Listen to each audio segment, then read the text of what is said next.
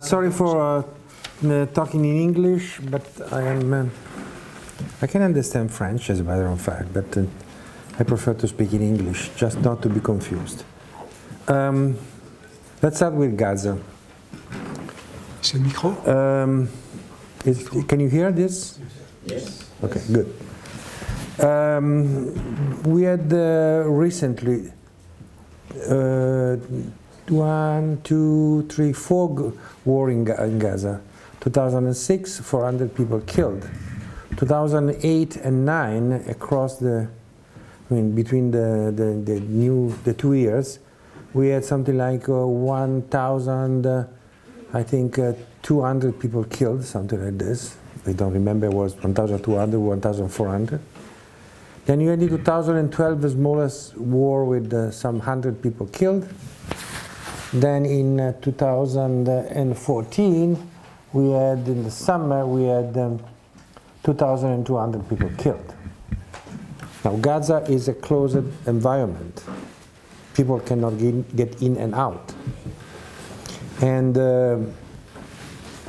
so if you attack the population, if you attack whatever you want to attack, then you kill civilians, children including. The reaction of the international public opinion, weak to 0. There has been, I think this is one of the biggest, if you want, crime in terms of of killing civilians and not protecting them, quite the opposite. And really, not only the reaction of the international public opinion has been altogether weak, and we'll see it's not only Israel supporting public opinion, it's also other factors. But we had, in fact, no action taken whatsoever to make Gaza accessible. So there has been this the Mavi Marmara episode. You remember the Turks sending a ship there and nothing happened. So Gaza is still a prison. It's in fact a stronger prison than before. So where is the international law? Nowhere to be seen. Where is the international community? Some small complaints. Where is the action to make Gaza accessible, where people could get in and out? Nowhere. During the time of the Muslim Brotherhood in Egypt, Gaza was open, relatively open. I crossed the border between Egypt and Gaza, and that was my 3rd visit to Gaza. But then after that, the situation became worse. It's easier now to go across Israel than across Egypt. Why? Since in Egypt we had a coup like the one which was similar to the Chilean coup in 1973. We remember 11 September. That 1973, where the president of then president nominated the chief of staff, and the chief of staff, the first thing that he did was to throw out the president and take power. That's what happened in Egypt. We had Morsi, which nominated al-Sisi as the chief of staff, and al-Sisi said, goodbye. Who has been behind the coup d'etat in Egypt? The coup d'etat in Egypt has been heavily supported by Saudi Arabia. Saudi Arabia is also the force behind the Islamic State. Not as a country, but people supported it. And Saudi Arabia is very much against any Islamic movement that they cannot control. So the Muslim Brotherhood, which is, I think, a reasonable and, I would say, manageable Islamic movement, and Hamas is part of this Muslim Brotherhood, has been essentially punished heavily by Saudi Arabia. So it's not only Israel, it's Saudi Arabia. Altogether, the what in this big game happened is that the people in Gaza are still in prison, and nobody is doing anything seriously about that. We even forgot about this. After the discussion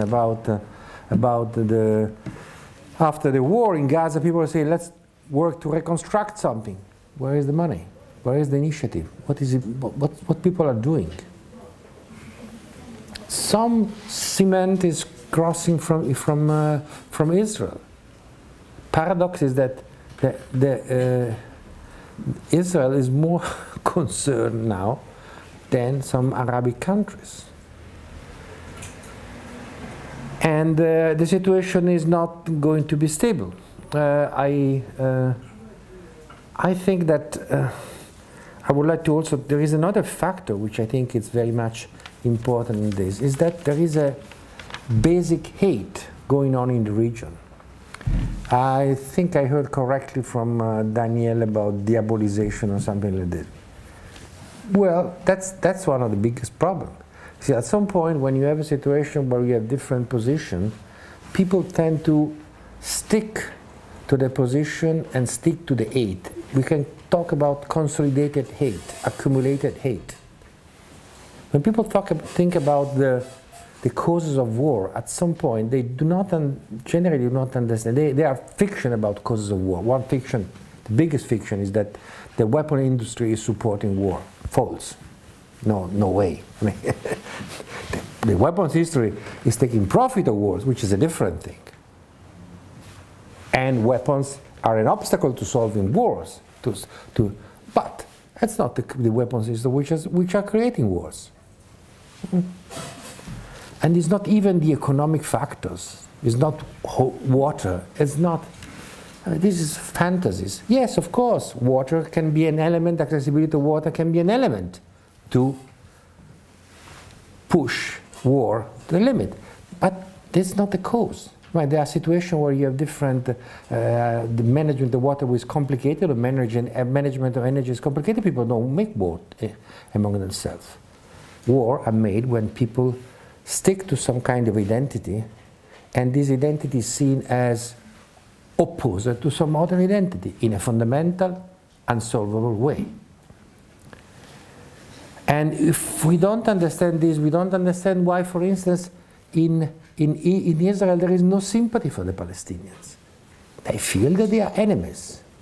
So there is no really public opinion against what happened in Gaza. People are saying, okay, poor guys, but then so what? There has been no real criticism of politics inside Israel. There has been no movement. There is no support. There is no sentiment of solidarity. There is no empathy of any sort. And this is what makes war intractable and difficult to solve. It's a combination of people that are not interested in fact and people that hate each other, the guts of each other. It's, I would say, it's like I'm a physicist, so it's like a statistical, mechanical system where at some point you don't know things get together and you don't know why they get together, but when they get together, they stick together. So it's not something that you can dismantle. And it's a long process. So I think that there is a real issue there of helping, understanding, and solving the conflict in terms of antagonism and hate. Then there is another factor, isolation. You see, the way in which you preserve hate is to make barriers which are intractable. And you cannot go through, you cannot pass through. See, another fantasy is that when we live in the globalized world, internet, you can press a button here, be in China, or you can do the... Sure, but nevertheless, human communication is important. Notice that in Gaza, in Israel, in Palestine, in Kashmir, what is really the issue is that people are forbidden to move, are forbidden to cross borders. In North Korea, South Korea, people are forbidden to cross borders. You cannot go from Lebanon to Israel. You cannot go now to Syria, of course. it's very difficult. Everything is there. So when a situation of crisis is there, then you notice that the reaction is always to block people, stop them. So they cannot communicate, they cannot understand each other. I'm not ascribing any responsibility, specific responsibility, but one has to understand that this human communication, human factor is really important and is used in order to preserve the war. And is used in order to make solution of the war more and more difficult. Then there are attempts. At some point, things is complicated by some kind of fake attempts, like you have once in a while meeting between, say, Israeli teacher and Palestinian teacher. It's just for the, has been thought so much that it's for the purpose of kind of fool the people. I was trying to I don't know what for extract the people. I mean, just for purpose of deviation. I mean, it's something like it. It's imitation. But then they do not work.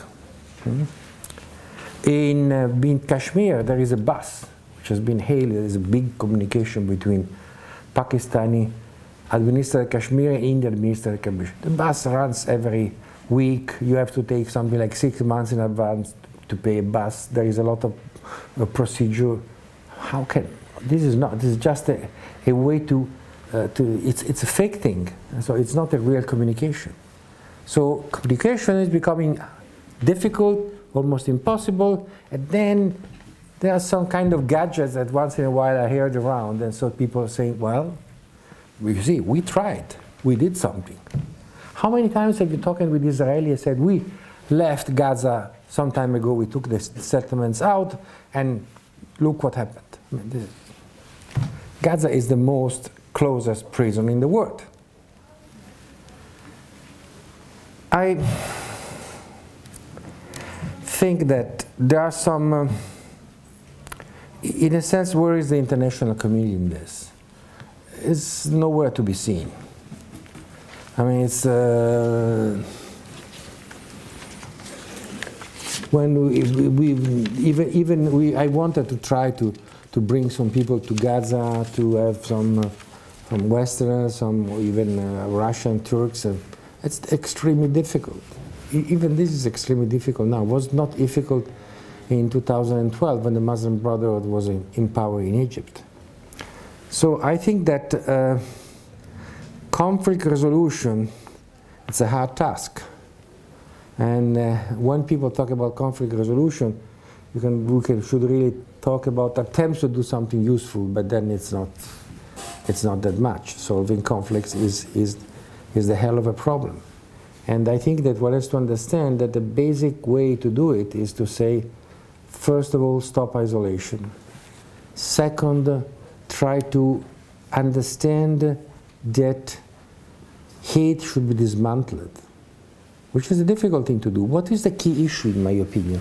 The key issue, in my opinion, is a long-term vision as opposed to a short-range vision.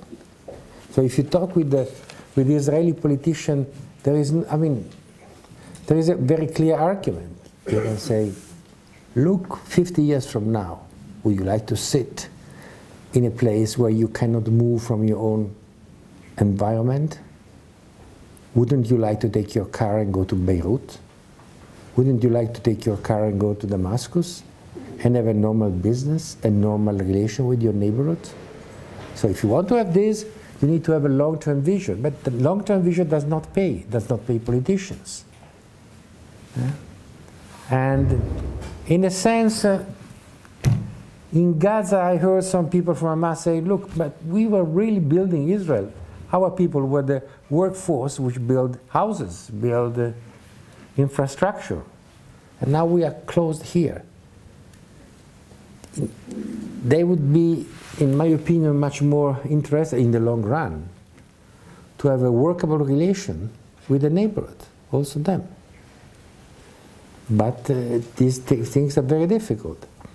Why you don't have long-term relation? Why you don't have long-term perspective? Well, it's long-term perspective, I would say. This is something which is very general. It's something which happens now in everyday politics.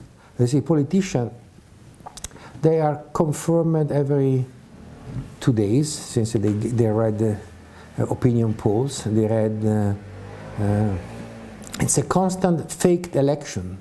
So people are just checking, like the stock market, how their stocks are. I mean, it's a bit buy, and so on. So the space for what was called sometimes status, so people that take decisions based on long-term perspective and long-term arguments, are very few. You have difficult time, so you have difficult time in pushing for ideas. And so if short-term perspective are induced by the situation, this allow phenomena like in Israel, something which you can say, well, the tail that wags the dog. So you have the settlers, which have a very clear perspective, short-term perspective. They are influencing Netanyahu, the leader, since they want to have some, they have some weight. Then the politics in Israel is supporting, is making his own way inside the Congress. Incidentally, Indians are doing similar things. So you understand that really there is really something which is a continuous pressure, and you don't have space for bold initiatives. For initiatives that may look at the beginning wrong, but then in the long term they would look better. You don't have space for Gorbachev's. I mean, whatever you criticism is for Gorbachev. Gorbachev has been some, he changed some part of the world. He's been criticized, he still is criticized. But he had the perspective. At the end of the day, the relation between Russia and the US and the West, notwithstanding Ukraine, is much better than some time ago. We have much less risk. And the economic situation of Russia is, well, adjusting. So in the long range, this change of government, change of structure was helpful. But then, this is very difficult to repeat. I guess this was the last one, big-term vision. Big-term vision. I want just to make, I don't know, this kind of a little bit different, separated elements. I would say that one of the biggest important issue here, since we are in a sense bombarded in all the region of the Middle East by the idea of that there is an Islamic movement, there is Islamic movements of everything. I think one important issue here is to understand and discriminate among the different ones. My sense is that the perception is that you have, in the Western public opinion, everything is put in the basket. Think about what happened after World War II. I mean, all communists were the same? No. We had Italian communists, we had French communists, and we have also Czech communists. I mean, so that was a different thing. And after all, that's something we can say. In Italy, Communist Party has been a progressive, decent party for a long time, and it was. Now it's changed. Okay, this is history, but not everything was equal. You know what I mean? Now you cannot put all the Islamic movement in the same basket. That's a mistake. So there's the Islamic State, ISIS or whatever it is. Then there is the Muslim Brotherhood. Then there is the Iranians, the Iranian movement. And one has to understand that inside this kind of geography of Islam, there is a monster which is growing. And the monster that is growing is the sectarian fight and hostility. Sunni versus Shia,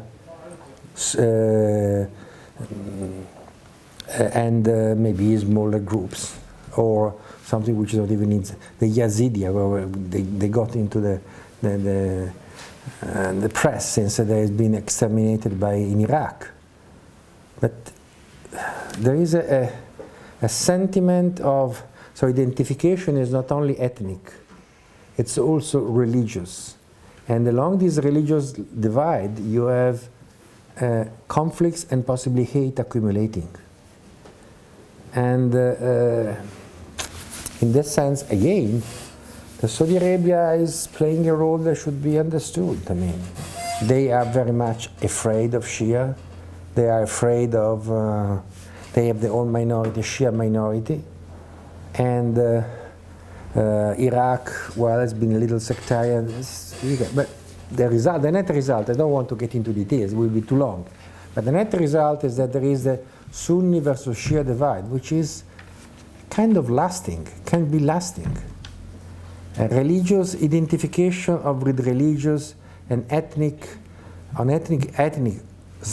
religious basis or whatever it is something which tends to be resilient, tends not to be eliminated. Think how much time lasted the Irish Catholic versus Protestant controversy. That was long time. It's something which has been lasted, in fact, with plus and minus for decades, if not centuries. So, one has to understand that these things, more than ideological factor, abstract, communist versus anti-communist, or this religious thing, are powerful identifiers. And people should be very careful about stimulating this, stimulating them. The biggest crime of ISIS, it's not so much, I'm sorry to say, the killing of some Westerns, which I think is horrible. I'm not defending at all this.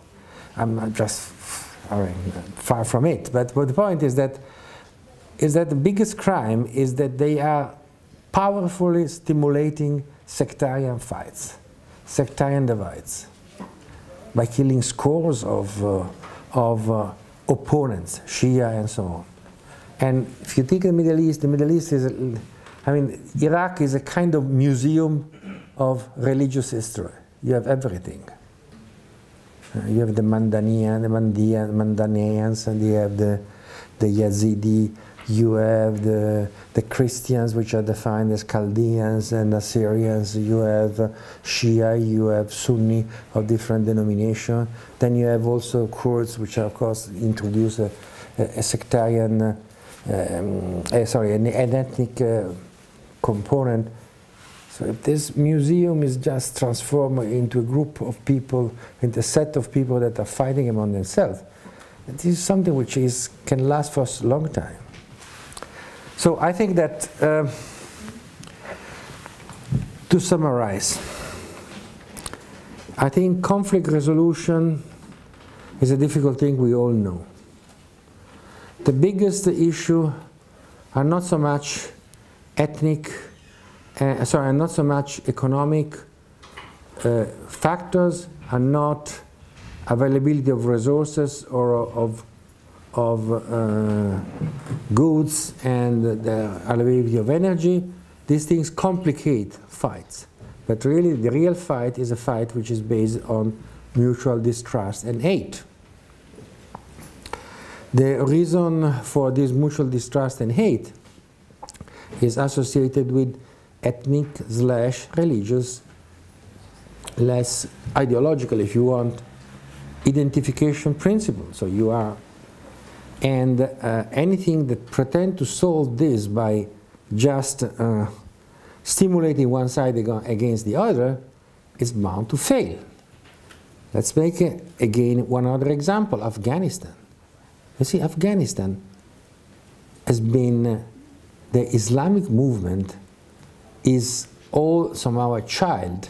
The Islamic movement now, more aggressive one, not the Muslim Brotherhood, which is very much before, has been stimulated. The idea of using militant Islam against something, in that case against the Soviet Union, has been essentially the idea of the United States. They did that. They created a monster, and then the monster is devouring themselves. So, yes, it's as simple as that. And now the situation in Afghanistan, after zillions of money spent by the West, by NATO, by the Americans, is the situation is intractable. Is intractable. So I think that one has to be very careful in stimulating demons that you don't want, you are not able to control. And I hear that here there is a Lebanese former minister. Is that true? Okay. I don't know. Well, maybe. But Lebanon has been a country which has been, which is essentially devastated by sectarianism, starting from the, so to say, Switzerland on the, or the Middle East with all different positions, all accepted, all different. It became a ground for battle. And this is being stimulated by some external factor. Oh, Israel. Israel. With the invasion of Lebanon, 1980. So I think that there is this monster that we should be very careful about stimulating. And especially in the West, we have the tendency, and I put Israel in that, have the tendency to believe that you can manipulate everything, and you cannot, and we cannot. So in fact, instead of making conflict resolution, we're making conflict enhancement. And again, just to make in the tone of this of the title of this conference, international law, well, is nowhere to be seen. It's not something that you can detect. There is nobody who says, wait a second, you don't kill this guy since international law is against you. Forget about it. So, well, I am not against international law. I think international law should be stimulated. We should create a norm. The point is that international law is very weak, is ill-defined. There is no punishment, as we discussed yesterday. So while one has to stimulate the discussion about it, one has to be very, very conscious that reality is kind of different. Thank you.